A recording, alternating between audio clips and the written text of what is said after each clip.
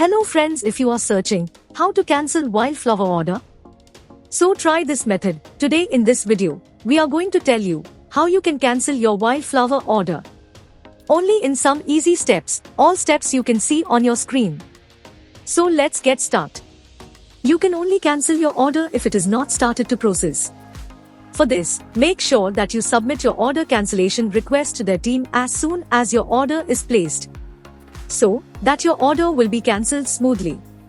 To cancel your Wildflower order, you can make a quick call to their customer service team at +1 888 317 5595 from Monday to Friday between 9 a.m. to 4 p.m. You will then connect with their team member on a phone call.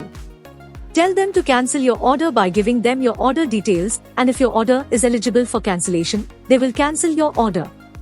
And you are done. Most asked question: can you get a refund from Wildflower?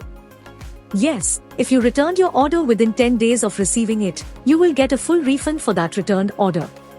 Your refund will usually be credited to your bank account within 3 to 5 days. Only by using this method, you can easily cancel your Wildflower order. Hope you like this video. If yes, please hit a like button and don't forget to subscribe our YouTube channel. Thanks for watching this video.